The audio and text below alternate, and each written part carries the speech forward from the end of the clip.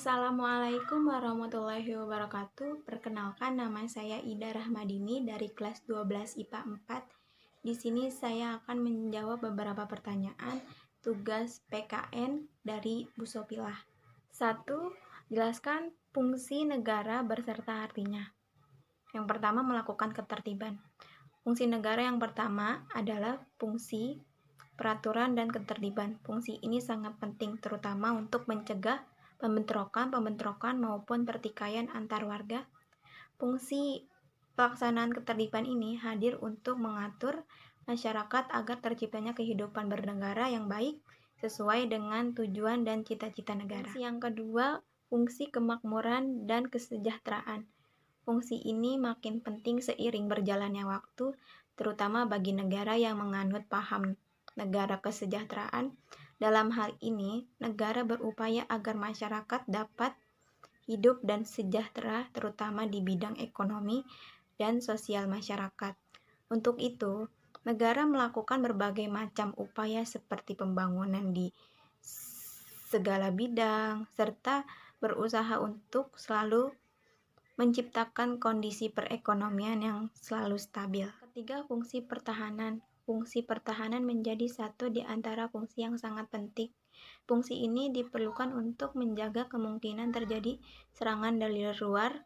Jadi, negara wajib mampu melindungi rakyat, wilayah, dan pemerintahannya dari berbagai ancaman, tantangan, serangan, dan gangguan baik dari dalam maupun dari luar negeri. Maka dari itu penting setiap negara mempunyai alat-alat pertahanan serta personel keamanan yang terlatih dan tangguh. Fungsi yang keempat, fungsi keadilan. Fungsi negara ini dilaksanakan oleh badan penegakan hukum, khususnya badan-badan peradilan. Negara harus dapat menegakkan hukum secara tegas dan tanpa ada unsur kepentingan tertentu. Negara memiliki fungsi untuk menegakkan keadilan bagi seluruh warganya, meliputi seluruh aspek kehidupan lewat badan-badan peradilan di bidang politik, ekonomi, sosial budaya, pertahanan, keamanan, dan lain-lain. 2. Jelaskan perbedaan bentuk negara kesatuan dan negara serikat. Berikan pula contoh negaranya. Negara kesatuan yaitu berwenang secara tertumpu pada pemerintah pusat, di mana pemerintah daerah secara eksplisit diberikan wewenang dari pemerintah pusat. Sedangkan negara serikat, pemerintah pusatnya hanya mendapatkan wewenang yang secara eksplisit diberikan melalui peraturan, sedangkan hal lain menjadi otoritas pemerintah daerah. Tentang negara kesatuan Indonesia, perdagangan semuanya diatur melalui undang-undang oleh pemerintah pusat. Contoh negara serikat, kesatuan Amerika, sistem perdagangan diatur oleh negara bagian, sementara pemerintah pusat hanya mengatur perdagangan negara bagian, dan internasional sebagaimana diatur di konstitusi.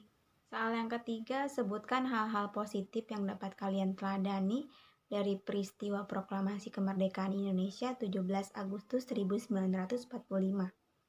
Yang pertama, sikap para perumus proklamasi, anggota PPKI dan BPUPKI yang rela menyumbangkan segala waktu, tenaga, dan pikiran untuk merumuskan proklamasi kemerdekaan. Yang kedua, sikap berani pantang menyerah dan disiplin dalam perjuangan di berbagai daerah untuk merebut maupun mempertahankan kemerdekaan secara fisik maupun diplomatik. Saja yang dapat saya sampaikan, kurang lebihnya mohon maaf.